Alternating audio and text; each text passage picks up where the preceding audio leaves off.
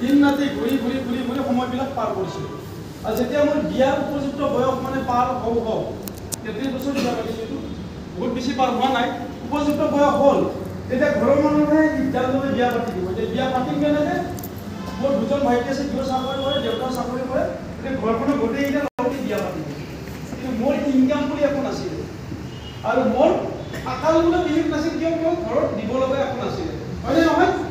তো তেনেকুৱা অৱস্থাত বিয়া পতাৰ পিছত কিবা এটা পৰিচয় লাগে নে নালাগে তো মই গুৱাহাটী ছুপাৰ মাৰ্কেটৰ ওচৰত এটা NGO সোমালোঁ বহুত বেছি পইচা নহয় মাত্ৰ 10,000 টকা বেছি নেকি এই 2013 পৰা 16 চনলৈকে এইটো আৰু তেতিয়া NGO কাম কৰি থাকোঁতে মই এই বিজনেছৰ বিষয়ে গম পাইছিলোঁ ডাইৰেক্ট চেলিং আগৰ পৰাই গম পাওঁ বাট আমাৰ ষ্টাইলৰ বিষয়ে গম পাইছিলোঁ অলৰেডি 2000 চনত এমঅ কৰিছিলোঁ বহুতে চব খাই 2000তে এমঅ কৰা কিমান বুঢ়া হ'ব এইটো হেল্ল' এতিয়া 24 বছৰ 23 বছৰ হয় নে নহয় আৰু তেতিয়া মই দিছিলোঁ হায়াৰ ছেকেণ্ডেৰী পাছ ষ্টুডেণ্ট তেতিয়া গলাটো বহুত পাতল আছিল গলাটো কিমান জোৰ নাছিল অলপ ছোৱালী অলপ গলা এনেকুৱা হয় নহয় হয়নে তো মোৰ বৰ নেপা কথা ক'লে মানে ভেলু নিদিয়ে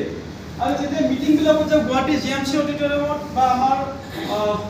গুৱাহাটী ইউনিভাৰ্চিটি মিটিং হ'ল তাত চিঞৰি নহয় আই এম এ ডায়মণ্ড হয়নে নহয় মানে আমি যে ডায়মণ্ড হয় ক'ব লাগে তো মই বুজি পোৱা নাছিলোঁ মই ডায়মণ্ড নহ'ব কৰিলে আহে হেল্ল' তাত থাকি বুজিবা সেইদিনা সিদ্ধান্ত মৰিলেও এইবিলাক বিজনেছ কেতিয়াও নকৰোঁ আৰু যেতিয়া কাম কৰি আছিলোঁ গম পালোঁ বিজনেছৰ বিষয়ে 8 মাহ লাগাতাৰ মোক ফোন কৰিছে 8 মাহ ফোন আহিলে ৰাতি ঘৰত গাড়ীখনত সোমাই দিওঁ কি ওপৰত বহি দিওঁ কিমান ফোন মাৰা মাৰ মই ফোন ৰিচিভ হয়নে কিছুমান হৈছে নে নহয় চবেইটো উন্নীত হোৱা বিজনেছত আহে নেকি কৈছে মানে বাই চইচ আৰু বাই চান্স হয়নে নহয় কিছুমানে বাই চইচ আছে কিছুমানে বাই চান্স আছে ইয়াৰ মানে ডাইৰেক্ট চেলিঙত জড়িত হোৱাৰ বহুত মানে ৰজাৰ জীয়েকো বিয়া কৰিব যাওঁতে ভৰিয়াত লগা পুখুৰীত কোনোবাই ঠেলা মাৰি দিয়ে হয়নে নহয় গমেই নাপায় সেই পুখুৰী সাঁতুৰি পাৰ হৈ ৰজাৰ জীয়েকক পানীত গ্ৰহণ কৰে যে নকৰে এইবিলাক কাহিনী মোৰ লগত দীঘলীয়া হ'ব মই তেনেকৈ কোনোবাই ঘটা মাৰি দিয়া নিচিনাকৈ এইটো বিজনেছত আহিছোঁ আৰু গৰুমাৰী গংগাত পেলোৱাৰ নিচিনাকৈ যিটো কয় আজি গংগাত সদায় স্নান কৰিছোঁ তো ডাইৰেক্ট চেলিং ইণ্ডাষ্ট্ৰি এটা বহুত ডাঙৰ ইণ্ডাষ্ট্ৰি হয় মানুহে ভাবিব পৰা সীমাৰ বাহিৰত হয় আমি যিমানলৈকে ভাবিব পাৰোঁ তাতকৈ বহুত বেছি ডাঙৰ ইণ্ডাষ্ট্ৰি হয় তাক আমি ভাষাৰে মনত কৰিব তো 2016 চনৰ মাৰ্চৰ 5 তাৰিখে বাধ্যত পৰি মোৰ গ্ৰেট এপ্লাই মোৰ মেণ্টৰ মিষ্টাৰ পিংকু বৰা চাহেব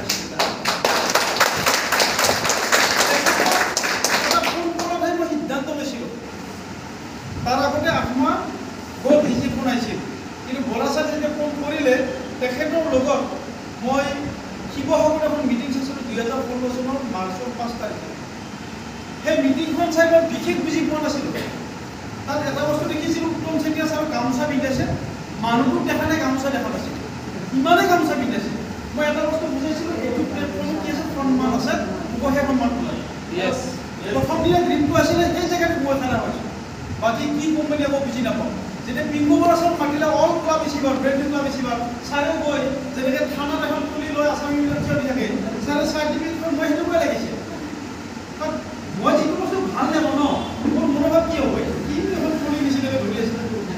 আহি যেতিয়া কাষত ধৰিলে ছাৰ কি বস্তু বোলে মই 60,000 টকাৰ বিজনেছ দিলোঁ লেফ্ট চাইড 3,000 ৰাইট চাইড 3,000 মই এটা ৰেংক পাইছোঁ ক্লাব বেছিভাগ আপুনি কি বিক্ৰী কৰিছে মই লিভাৰ বুলি এইটো ডক্টৰৰ বস্তু এইটো কি হৈছে কফ মিল কাষৰ ওপৰত কেনেকৈ সম্ভৱ হ'ব পাৰে ডক্টৰৰ প্ৰডাক্ট আমি সাধাৰণতে বিক্ৰী কৰোঁ তাৰমানে বাকী চব মানুহ এমঅ'টি এইবিলাক নাছিল নহয় খোৱা বিয়া আছিলে হেল্থ কেয়াৰ ছাপ্লিমেণ্ট আছিলে লিভাৰ টনিক কাহৰ ঔষধ কিবা ঔষধ কেনেকৈ বিক্ৰী কৰিছে মোৰ কাৰণে এইটো অসম্ভৱ হয় কিন্তু কি হ'ল আহিবৰ সময়ত এটা কফ মিল ঘৰত ব্যৱহাৰ কৰাৰ কাৰণে লৈ আহিছিলোঁ মোৰ দেউতা আৰু মোৰ মিছেছৰ কাহ হৈছিলে আৰু মিছেছ আৰু দেউতা যেতিয়া কাহ হয় এণ্টিবায়'টিক খালেই ভাল বছৰত এবাৰ হৈ মাক আৰু শাকনৰ মাজত কৈ দিয়ে এই যিটো সময় আমাৰ ঠিক হ'ল এতিয়া কালি পৰহি দিন গ'ল মাজত গুচি গ'ল ডক্টৰ সেইখিনি আমাৰ সভা হয় সভাত আমি খালী কৰি নামঘৰত যাওঁ মানে ঠাণ্ডা সময় প্ৰতি বছৰ দেউতাৰ কাহ হয় দেউতাৰ এণ্টিবায়'টিক খাওঁতে লাষ্টত এণ্টিবায়'টিকো কাম নকৰা আৰু যেতিয়া মই কফনিল কিন্তু দুদিনতে খাওঁ হেল্ল' কফনিল খাই যেতিয়া দুদিনতে ভাল হ'ব ভাবি হ'ব পাৰে 10জনক ক'লে কোনোবাইতো খাবনে নাখায় 10জনক ক'লে কোনোবাইতো খাব যে সেই সিদ্ধান্ত মই বিজনেছটো কৰিম হেল্ল' সিদ্ধান্ত ল'লোঁ লোৱাৰ পিছতে মই 15 দিন পিছত এখন মিটিং হৈছিলে যোৰহাটত প্ৰথমত দিব হ'ল যোৰহাটত মিটিং হৈছিলে যোৰহাটত এটা হ'ল তাত হাৰ্ভেষ্ট চাকচেছ একাডেমি ট্ৰেইনিং বুলি শুনিছিলোঁ গম পালোঁ গধূলি আগদিনা গধূলি গম পাই লৈ পেলাই ৰাতি নাইট চুপাৰত গুচি গ'লোঁ যোৰহাটত এইটো হ'ল 15 দিন গেপ মই এইখিনি কিয় কৈছিলোঁ পিছত বুজাই আছোঁ আপোনালোকক তো সেইদিনা বৰা ছাৰ ফোন কৰিছিল ছাৰ আপুনি থাকিবলৈ কৈছিল মই নেযাওঁ পিংকু বৰা ছাৰ নগ'লে মই কৈছিল তাৰপিছতো অকলে গৈ প্ৰথমটো লাইনত গৈছোঁ ঘৰত হাজৰিকা ছাৰ তেখেতক সন্মান কৰিছিলে মানে চিনি নাপাওঁ যেতিয়া মই মৰিয়নি ষ্টেচনত নামিছিলোঁ মই গুৱাহাটীলৈকে আহিলোঁ গুৱাহাটীৰ পৰা ট্ৰেইনত আহিলোঁ ছুপাৰমাৰ্ট ট্ৰেইনত আহিলোঁ অহাৰ পিছতে মোৰ মোবাইল চিম মানে কাম নকৰা হ'ল ৰেজিষ্ট্ৰেশ্যন ফেইল দেখা এতিয়া মই কাক ফোন কৰোঁ তথাপিতো ফোনৰ লগত নাম্বাৰ আছিল আৰু দুখন চিম মানে ট্ৰেইনত চিম এখন আছিল সেইখনতে ফোন কৰি যোগাযোগ কৰি মই যোৰহাট ট্ৰেইনত নাপালোঁ আৰু প্ৰথম টাইমটো মই সেইদিনা কেৱল টোপনি মাৰিছিলোঁ ৰাতি টোপনি হ'লে ট্ৰেইন কৈছিলোঁ যেতিয়া পানী মাৰি তেতিয়া মই হাৰিব মই পানী মাৰি সেইখন কি পেটি মই একো গম নাপাওঁ কেৱল পানী মাৰিবৰ কাৰণে আহিলোঁ আপোনালোকে বস্তু বাকী যি একো তাৰপিছতে এজন লিডাৰে মোক সুধিলে আপোনাৰ ঘৰ প্ৰগ্ৰাম মোক কৈ একেবাৰে গম পাইছে এই মাল্টি চিয়াৰ নহয় ইয়াৰ হ'বই নোৱাৰে কাৰণ বাকীবিলাকৰ খোজ বেলেগ বাকীবিলাকৰ মুখৰ পোহৰ বেলেগ মই ইফালে ইফালে চাই আছোঁ ন গতিকে মোক মাতি আনি লগতে যেতিয়া গম পালে তেখেতৰ কি বুলি তেখেতে লগতে কি কৰিব মাৰি আনি চকী মাৰি হয় প্লেনটো দেখাই দি এজনক ক'লে হাজৰিকা ছাৰে তেখেতক গুচি পঠাই দিব পঠাই দিম মোৰ ভালে ভণ্টিও পইচা বেছি নাছিল সেইখন দামত পইচা খাই মই ভৰাই দিছোঁ তাৰপিছত যেতিয়া মই বিজনেছ কৰাৰ সিদ্ধান্ত ল'লোঁ প্ৰথম নিগেটিভ একো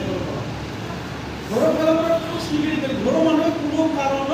এই বিজনেছটো কৰিব নিদিয়ে যিহেতু গোটেইবিলাকে চাকৰি কৰে একেখন চোতালতে মোৰ বৰদেউতাহঁতৰ ঘৰ কাষৰ চোতালটোৰ ঘৰ বৰদেউতাৰ দুজন ল'ৰা দুজনে চাকৰি কৰে এজনে একাউণ্টেণ্ট এজনে LD বস্তুত কৰে পুৰা ল'ৰা আছে 4জন তেওঁলোক চাকৰি কৰে ভঙাগড় ব্ৰাঞ্চত ষ্টেট বেংকৰ মেনেজাৰ হ'ব ভাইটিটো মানে পুৰা ল'ৰা তাৰ বাকী দুজনে তেওঁলোক চাকৰি কৰে দুইবাৰ যেতিয়া চাকৰি কৰা ঘৰ ভাইটিৰ চাকৰি কৰে বিজনেছ কৰাৰ মানুহটো হজম কৰিব পাৰে জানো তাতে কি বিজনেছ এইটো ডাইৰেকশ্যন কিবা ঘৰে ঘৰে পলাই পইচা হয় নহয় তথাপিতো ভাইটিয়ে যথেষ্ট কষ্ট কৰি মোৰ নাম মোৰ জোৰ কৰি মানদণ্ড কৰাই কিতাপ চিতাপ কিনে আহিব কিবা কিবি কষ্ট কৰি কিবা কিবি কাটে না কাটে এপ্লাই কৰি কিতাপ এখন কিনিবলৈ ঘৰত থৈ আহিব মোক ক'লে এখন পঢ়ৰ মই ৰেজিষ্ট্ৰেশ্যন চাকৰি হ'ব 6 মাহ মূলত থাকিব মই ষ্টেনোগ্ৰাফাৰ পোষ্ট ভাইটি ষ্টেনোগ্ৰাফাৰ দিলে নহ'লে আমি যিটোকে বিচাৰা কিন্তু পঢ়িব লাগিব আৰু মোৰ গাইডেঞ্চত ভাইটিৰ চাকৰি আছিল সেইকাৰণে ভাইটিৰ বিশ্বাস আছে মোৰ চাকৰি হ'ব তাৰপিছত মই সিদ্ধান্ত লৈছিলোঁ মই চাকৰি নকৰোঁ কাৰণ আজিৰ দিনত পেঞ্চন নাই এটা বোলে বুজিব ৰিটায়াৰমেণ্টত যদি মই ক'ত যাওঁ বৃদ্ধাশ্ৰম কোনে পাব ল'ৰা ছোৱালী পেঞ্চনৰ কোনো কাম নাই গতিকে ঘৰত আমাৰ মিটিং হ'ল ঘৰত আহি বুজালে ভাইটিহঁতে মায়ে বুজাইছে বুজাৰ পিছত মই কৈছোঁ মোৰ সিদ্ধান্ত কওঁ যে মোৰ ভৱিষ্যতটো দেখি ভয় লাগে চাকৰিয়ালৰ কি ভয় লাগে যিহেতু পেঞ্চন নাই যিমানখিনি বৃদ্ধাশ্ৰমৰ সংখ্যা বাঢ়িছে মোৰ মনে মনে ভয় হয় মোৰ ল'ৰা ছোৱালী ডাঙৰ বৃদ্ধাশ্ৰমত কৰি আহে নেকি গতিকে মই চাকৰি নকৰোঁ তেতিয়াহ'লে তই যি দেখা তাকে কৰ যদি দোকান কৰা আমি ডাঙৰ দোকানখন থাকোঁ দোকান কৰাটো আপত্তি নাই মই বেছি নিচাই আছে দোকান কৰা এতিয়া নকৰোঁ কিয় যদি কিবা মোৰ দোকানখন নচলে তেতিয়া কি ক'ব ঘৰৰ মানুহ বাহিৰৰ মানুহে ক'ব যি ঘৰখন বৰবাদ কৰিলে হেল্ল' ভায়েকতে বাপেকে বিয়া পাতি দিলে দোকানো বনালে দোকানো খতম গতিকে মই বদনামীও হ'ব নিবিচাৰোঁ হয়নে নহয় এই কি কৰিব বিচাৰোঁ বোলে মই এইটো বিজনেছ কৰিম মই আমাৰ যি ভাল লাগে তাক এৰি দিলোঁ তেনেকৈ মোৰ জাৰ্ণি আৰম্ভ হৈছে তো আপোনালোকৰ এইখিনি কথা এইকাৰণে বহুতে কয় নিগেটিভৰ কথা বেছিকৈ কয় হয়নে নহয় তো নিগেটিভ কি কয় লাইফটো নিগেটিভ আছেনে নাই অকল পজিটিভ তাৰমানে লাইফ চলিব নেকি চলি আছে নেকি বোলে জীৱনটো নিগেটিভ পজিটিভ দুটাৰ পাছতো জীৱন হয়নে নহয় তেনেকৈ মই ফাৰ্ষ্ট বিজনেছ ষ্টাৰ্ট কৰিছিলোঁ আৰু ভাইটি ফোন কৰে তই ক'ত গৈছা চাবি দে কিন্তু তথাপিও ফোনতো মাতে দে মই ফটো যোৱা নাই লিভাৰ বুলি এটা দিব আছোঁ মানে ফোন কৰিছে লিভাৰ বুলিটো লাগিব খাওয়া কৰিছে ভাল নেকি ভাল দি সেইটো দি আকৌ আমি ফোন কৰিলে ক'ত আছ বোলে মই এটা কামৰ ওপৰত দিব গৈছোঁ কিন্তু বিজনেছো কৰা নাই মই উঠিব পৰা নাই কামৰ ওপৰতো দিব আছোঁ ভাল নেকি বোলে সাংঘাতিক ভাল বিৰাট যে মানুহ এৰি নিদিয়ে ঠিক আছে কামৰ ওপৰত লিখিম এইবিলাক নকৰিবি যদি গমেই নাপায় কি নেটৱৰ্ক কি ডাইৰেকশ্যন তেনেকৈ গম নপওঁতে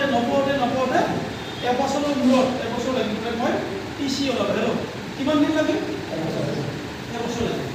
আৰু সেই এবছৰত মই যেতিয়া TC ওলালোঁ 11 মাহ 12 মাহ লাগিব TC ওলাব তেতিয়া মই মিটিং বুলি ক'লে আমি ক'লোঁ ডিব্ৰুগড়ত কিবা হ'ব তেতিয়া ল'ৰা ছোৱালীৰ মিটিং নাই এতিয়া গুৱাহাটীত মেনেজমেণ্টে ডাঙৰকৈ পাতিবলৈও মিটিং নাই। এতিয়া মিটিং হৈছিলে এইটো যিটো আমাৰ অলপ খ্ৰীষ্টানৰ যিটো চাৰ্চ এটা আছে ন গীৰ্জাটো, এই গীৰ্জাটো কেম্পাছত এখন মিটিং হৈছিলে, তাত বেংগলৰ পৰা আহিছিলে মানুহ চব লগ লাগি আমি দুটাও হোৱা নাছিল থাকে তেনেকুৱা এখন মিটিং হৈছিলে, মানুহ নাই সেইখনে গুৱাহাটীত মিটিং হৈছিলে। তাৰপিছত বিজনেছ ষ্টাৰ্ট কৰি এনাডাৰ 2 বছৰ টোটেল 2 বছৰ 11 মাহটো এণ্টি চলাইছে 2 বছৰ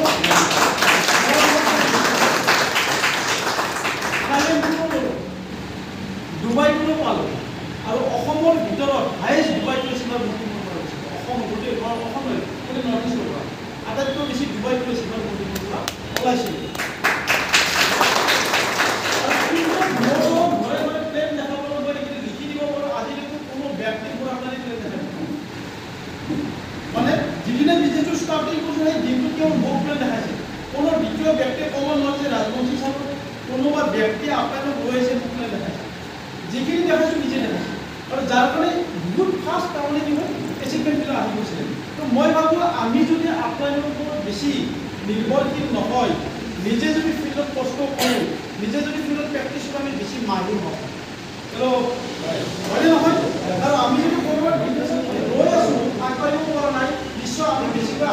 আপোনালোকক বেছি নিৰ্ভৰশীল কৰিছোঁ আৰু সেইকাৰণে হয়তো আমি চকা হ'ব পৰা নাই। বিশ্বাস কৰে আপোনালোকে? মই এতিয়া কথা পাতিম যে আমি কিয় ডাইৰেকশ্যন মাৰ্কেটিং কৰিব লাগে, প্ৰয়োজন আছেনে নাই? মোক কোৱাৰ প্ৰয়োজন আছেনে নাই? মই ভাবোঁ আজি মিটিঙত মই সেইটোতে কথা কোৱাৰ প্ৰয়োজন নাই, কিয় অলৰেডি কৰ্মচাৰীটো সুন্দৰ কৰিবলৈ যে কিয় আমি ডাইৰেকশ্যন মাৰ্কেটিং কৰিব লাগে আমাৰ ড্ৰিমৰ মানে আমাৰ সপোনৰ কাৰণে, হয়নে নহয়? যে সপোন পূৰণ কৰাৰ কাৰণে আমাৰ এটা ৰাস্তা আছে কিছু পেচিভ ইনকাম, যেনেকৈ বাইদেউ আমাৰ প্ৰেক্টিকেল। আজি ছাৰৰ সপোন পূৰণ নহ'ল, ছাৰ কৰিব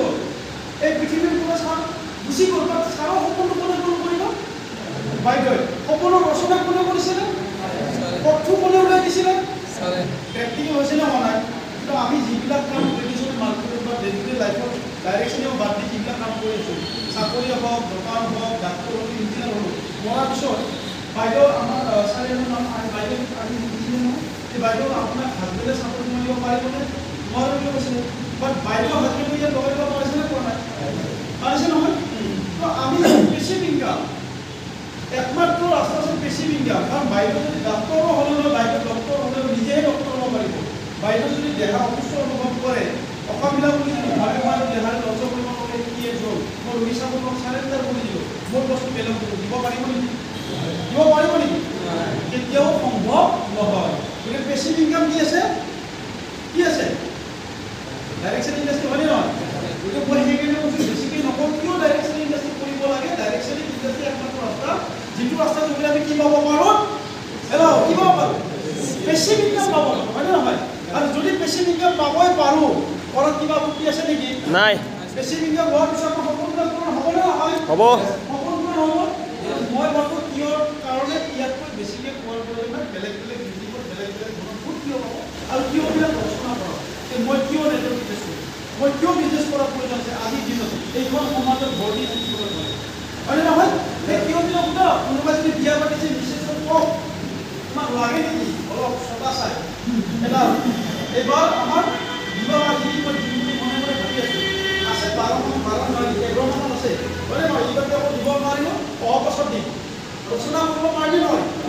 তাৰপিছত থাকিব পাৰিব নেকি? এইবাৰ লোন নিদিলে নিজে ক্ৰিয়েট কৰি ল'ব লাগিব, কামটো নিজে ক্ৰিয়েট কৰিব লাগিব। দেউতাক সুধিব লাগিব, দেউতাক যে মা তোমাক তুমি মোৰ পৰা কি আশা কৰা, এনেকুৱা কি লাগে তোমাক কোৱা? এনেকৈ যদি আমি নিজক জ্বলাই ল'ব পাৰোঁ, তেতিয়াও আমি এটা কাৰণ বিচাৰি পাম যে ডাইৰেকশ্যনৰ বাহিৰে কম সময়ত সেই কিয়বিলাক পূৰণ কৰিব পৰা